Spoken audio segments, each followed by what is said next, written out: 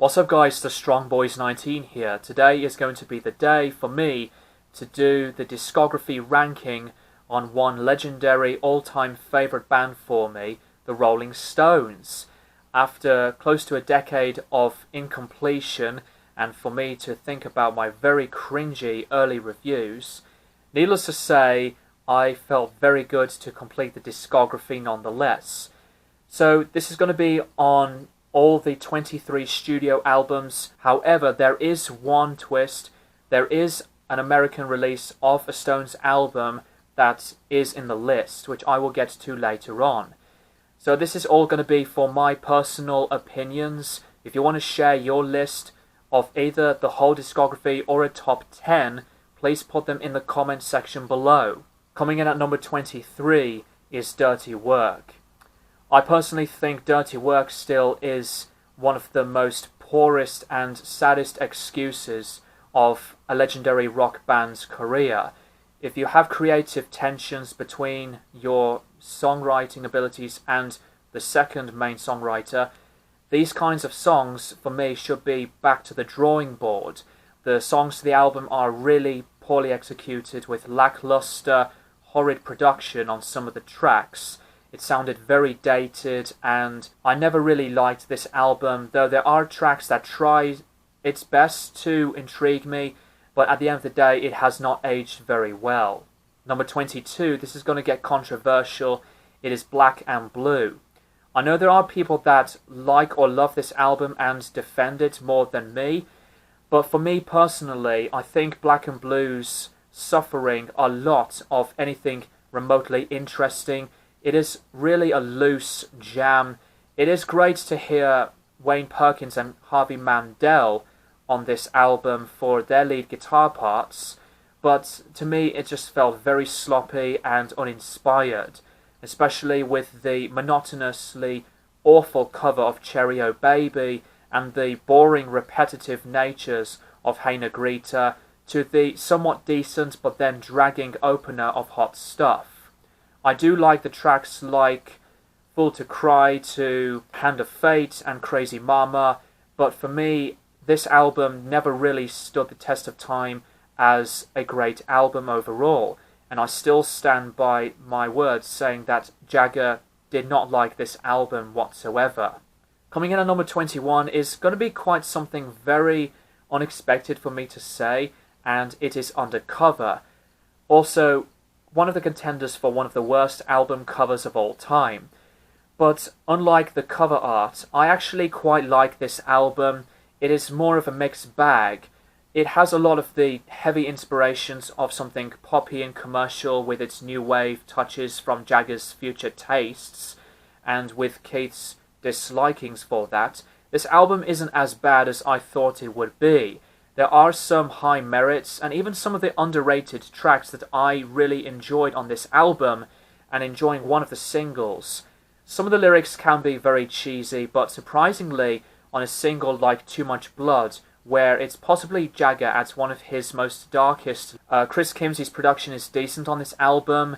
I mean, it's something not as poor as the Dirty Work production, but it still suffers with a little bit of forgettable content of music, and nothing really stands out as much as I wanted the album to be. But it was just a very average but somewhat solid album nonetheless. Number 20 is Voodoo Lounge. I know this album does get a lot of comments of praised responses, but the reason why this album is pretty much quite lower than I thought, I never really think of this album as one of the classics, and I still stand by my opinion that it is a little overhyped to call it, a strong album. It is easily a really accessible and a great amount of material here, but what suffers drastically for the album is that some of the songs drag the length of the album, don't gel with me, as that I find them to be really meandering and a little lackluster, which is a bit of a shame. The production side of things, however, is great stuff, and with Jagger's disagreement on the permission from Don Was to have the band return back to their roots, I think it did make things a lot easier. some great songs like You Got Me Rocking, To Love Is Strong, Out of Tears, and others like Blinded by Rainbows and I Go Wild. Personally, I just don't feel that this is worth of a strong amount of material. Number 19 is Bridges to Babylon. This is a record that took me by surprise for some reason, and even though that this album was made with different producers, not only Don Was but others, I think the production is mostly great, though it can be clean a bit too much. Some of the material don't stand out, like tracks like Might As Well Get Juiced and How Can I Stop, and some other weaknesses. But even with some of these kind of experiments, they fluently work out for me, weirdly enough, a bit more than the stuff on Voodoo Lounge, whereas with Voodoo Lounge is something very rock-driven. Some of the stuff to this album still feels a little experimentalized, but in a pretty good way imaginable, and that's just personally my opinion. I feel Bridges to Babylon is one of those very sadly underrated Stones records I would definitely seek out as a try to get into album. I thoroughly enjoy Bridges to Babylon for what it is. Number 18 is It's Only Rock and Roll, the final album with Mick Taylor, and to this day I still feel annoyed that the Stones did not give Taylor a lot of the credit for his songwriting abilities, because Taylor is one of my favourite guitar players of all time. I think the first half definitely stands out, with tracks like Till the Next Goodbye and the title track, but for my favourite song on the album is Time Is On My Side, which has some of my favourite Mick Taylor guitar solos of all time. But sadly enough, the second half for me never stood out as perfectly as the first, with again one of Jagger's more weirder accent attempts, and some of the performances feel a little short. But with that being said, I just think it's not as a strong record. It's more of an above average listening experience for me as an album. To feel that this album is the last one with Mick Taylor, it is on a pretty solid note. Number 17 is A Bigger Bang. This would be possibly the second to last album of originality, because of hearing the news lately of new Stones album of new material coming up in the future. But if not, then I say that this is the last album to go off with original stuff very comfortably. The production-wise side of things is still pretty similar to Voodoo Lounge. I mean, I prefer this record in terms of the songwriting, which has a lot of action and power with its confidence. Some very, very good ballads on this record as well. But I think the main criticism that I have with this record is I don't feel that a lot of the songs to me are like top god tier classic amount of material, though there are a lot of very well performed and arranged songwriting on here. So A Bigger Bang does not have a lot of flaws, because this album is always one of my favourite later half era Stones records without any shadow of a doubt. Number 16 is their Satanic Majestys Request. Now, a lot of people overlook this album, and even with the band members of Jagger and Richards really dismissing their psychedelic period, and for me being a massive fan of psychedelic music in general, this album took me quite a lot of the attempts to get into, but once I got it, I got it. I feel that the songs on here are very colourful in places, and as well with the experimentalisms that nailed pretty much very highly on this type of period for the Stones.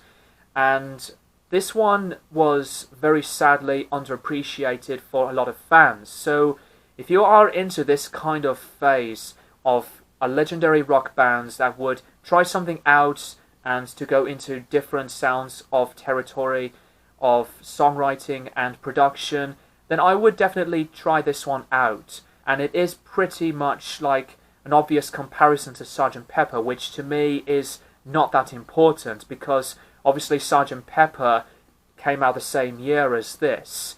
But even with Sgt. Pepper, that album has its own identity and purpose, as well as this particular record.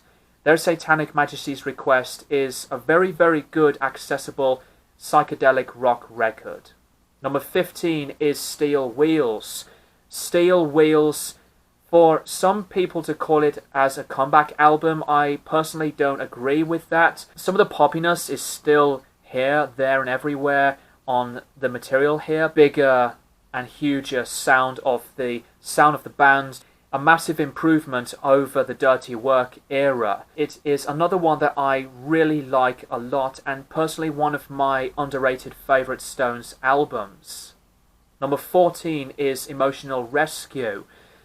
Some people always feel that this is like a poorer follow-up to Some Girls, and as with me, with my take on this album, this took me quite a bundle of listens to get into what's going on. Dance Part 1, obviously not as perfect of an opener like Miss You from the predecessing album, but there are tracks that I really enjoy, like Indian Girl to Send It To Me, which is pretty funky, and the title track is fantastic. However, with tracks like Down in the Hole is a little misplaced, even though it is a blues number, and I love Stones in the blues environment, but with that kind of song, it feels misguided, and I prefer that one to be at an earlier Stones record, and She's So Cold being one of my least favourite Stones tracks and singles overall. I think that this kind of compromise for the tone to this album after Some Girls is something worth checking out, though it is another underrated record that I like a lot. Number 13 is Goat's Head Soup. I really feel that Goat's Head Soup is more of a stronger connection with me and has a brilliant set of songs. You got the awesome tracks of Winter, which is again containing one of my favourite guitar solos of all time from Mick Taylor, and the single, the countrified ballad of Angie, to the dirgy rocker of Star Star, or Star Fucker as you call it. And 100 Years Ago is very, very good. So Goat's Head Soup, being known as like the first one to be known as like a weaker album to Exile on Main Street, does contain really good performances of songwriting, a brilliant amount of songs. Number 12 is Blue and Lonesome. I was very surprised that I would put this album pretty high in the list. But the reason why I love this album is because of the sound of the band, an instant amount of approach to revisit their homages and renditions of blues classics, and to record this in a few days is pretty outstanding. And this one for me is perfectly produced and mixed very well. Love the covers of Just Your Fool and Blue and Lonesome, my favourite being Hate to See You Go, and with Eric Clapton's playing on tracks like I Can't Quit You Baby.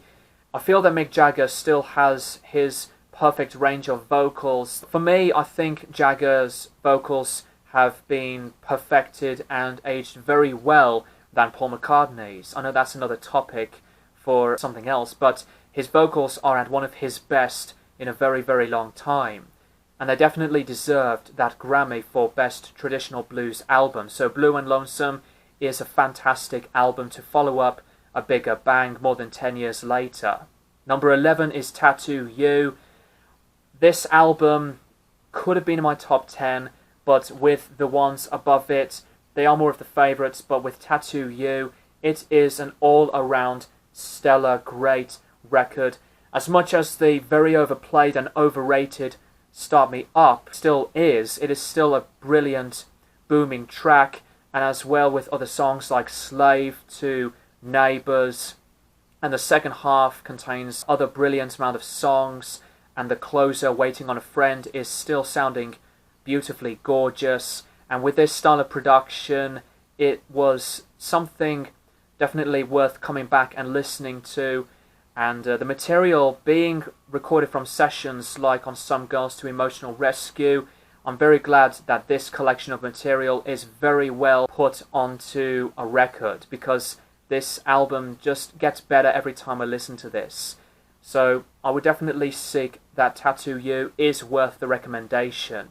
Now we're into the top 10, guys. So for me, being a fan of the Rolling Stones, I really do love the very, very early period of the Stones, And for some fans that love this era, good on ya, because there are some people that are dismissive on this very early peak in the discography. So at number 10 is the self-titled debut album. Though not very well mixed and produced, the Stones have not really defined their sound yet. But what I really like about these few selections of covers albums like these is that they sounded very confident. They started their career on a really good note. Besides that, the sound of the album is very raw and the sound of the band was very good. It does contain one of my favourite covers from the Stones entirely. There isn't really much to say about this particular album, but other than that, to me it is a really strong bluesy covers that stand out. Number 9 is Aftermath. Aftermath to me is where the Stones are truly defining themselves as a huge variety style band before they went into full psychedelia from Between the Buttons and their Satanic Majestys Request. With Aftermath's experimentalisms, there is a lot of these beautiful textures and melodies on this album. The sound to the album as well is fantastic. I love the variety of the instruments that were included, mostly through Brian Jones, because he was more of a multi-instrumentalist than the rest of the Stones put together. And it is an absolutely awesome piece of work from start to finish, near perfect, and still stands out as one of the best Stones records overall. Number 8 is the Rolling Stones' number 2. Now this is to me more of a better album than the first record, and I think this is another classic because they were finding themselves with some beginnings of originality, upbeat vocals, and the musicianship sounded really connecting. Lots of these songs that work very, very well for me. This is to me another underrated gem as well as the first Stones album. So again, there isn't really much to talk about here, but to me this is an excellent collection of material. Number 7 is Out of Our Heads. Now this is the only American version of a Stones album that is in this list. The UK version is somewhat really enjoyable, but for me, in my book, this American release of Out of Our Heads is perfection. This was one of the records that I kept playing over and over and over again because of the songs that are very well performed. The single I Can't Get No Satisfaction, but has one of my other favourite covers, from Mercy Mercy to Hitchhike. One of my first ever favourite Stones tracks I've heard was Play With Fire, and I love the tracks of The Spider and the Fly. I love this kind of early peak of the Stones from this album to where they would define and grow themselves as a stronger sound of a band. Out of Our Heads has always been a huge favourite for me for a lot of reasons, and this just stands out as one of the best overall. Number 6 is Between the Buttons. Again, this is another record that Jagger does not like, but it is one of my favourite albums of all time. It is a great addition of praise that Brian Wilson cites this as one of his all-time favourite albums as well. There is a lot of these very basic but effective and worthwhile listenable charms to this album. Tracks like Yesterday's Papers and Backstreet Girl, which is my favourite on this album.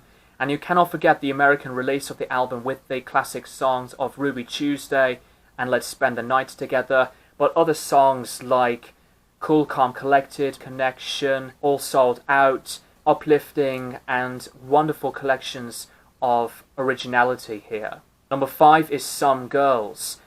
For me, Some Girls has been a great gem, and I love how strong a lot of the songs do deliver, as much as the other ones previously and some after.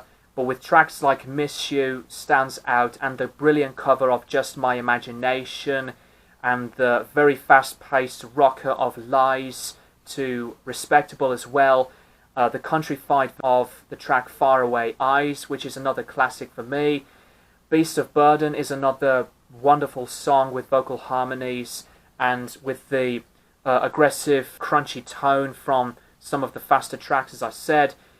This is, to me, the last of the classics in the Stones discography, and for good reason, because Some Girls is a very prolific late 70s album for the band, in my opinion. Number 4 is Let It Bleed. Let It Bleed is another one of an album where a lot of the songs do shine on massively the very political and outrage of the track Gimme Shelter, the brilliant cover of Love in Vain, track of Country Honk, which is basically the same as Honky Tonk Women, and you got the Silver, one of my top 3 favourite Keith Richards Stones songs of all time ever, to the powerful and huge sound of You Can't Always Get What You Want, to bluesy tracks Midnight Rambler and Live With Me. This is another very strong record, and to have this one being the first with Mick Taylor is definitely growing things into, a big A+. Number 3 is Beggars Banquet. I absolutely feel Beggars Banquet is more of the higher favourite, just a tad bit more than Let It Bleed. The tone to the album is very countrified and folky, with tracks like No Expectations. From what I've heard, it's maybe the last ever time Brian Jones had recorded any Stones track. And then with Factory Girl, which is absolutely brief but wonderful stuff, to some jamming tracks like Stray Cat Blues, and with some more of the provocative sexual kind of lyricism on that track. But then we go to other standouts like Salt of the Earth, also as well as the percussion driven and the popular Sympathy for the Devil. So Beggars Banquet doesn't really need a lot of words to be said at this point in time, because it was definitely a growing standing mark of the Stones that they were really getting things seriously and professionally. Number two and number 1 can change between each other of this album, or that album should be number 2 or number 1 and the other. But number 2 for me, it'll have to be Sticky Fingers. Sticky Fingers, without any shadow of a doubt, this is still to me one of the most essential and important rockers of any rock era period. From the opening track to Brown Sugar, to the beautiful tracks of Wild Horses and Moonlight Mile, which is one of my top 5 favourite closing tracks of all time from the band, to the bluesy songs of Bitch and Sway, which is very underrated, and the cover of You Gotta Move. This production as well by Jimmy Miller, who had done other Stones albums in production before he was fired from drug addiction, from It's Only Rock and Roll. This production is phenomenal. It had the best tone and the best quality. And as with the sound of the band, they sound very tight and rhythmic, and as well as with some of the best lead guitar work, again from Taylor.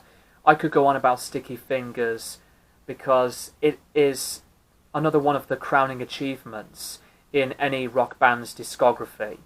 And number 1, obviously, for me, my favourite Rolling Stones album of all time is Exile on Main Street.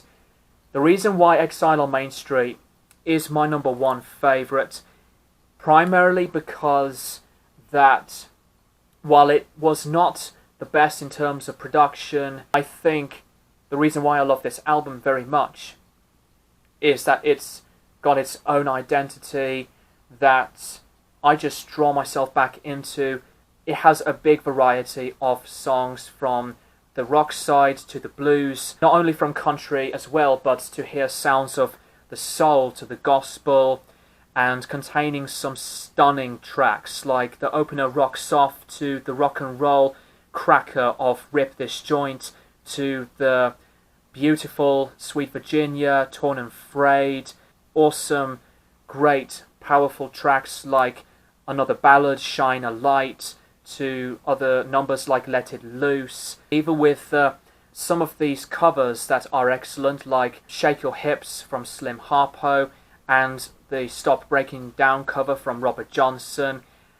I feel with Exile on Main Street, with its own presentation and the purpose, despite it being made with very difficult circumstances, as well as the addictions to the alcohol and the drugs, they have pulled this off perfectly on, for me, one of my favourite double albums of all time. So, like I said, Sticky Fingers and Exile on Main Street could have been changeable for number one, but Exile on Main Street connects with me and it just grabs me as my all-time favourite Rolling Stones album. So with that being said, guys, that is the list of my discography ranking for the Rolling Stones. Thank you so much for watching, and I would like to see your comments down below. Like I said, feel free to share your list either in the full discography. You can include the American releases, by the way, or you can just make it into a top 10. Thank you guys for watching, and I'll keep you guys posted for more videos in the near future.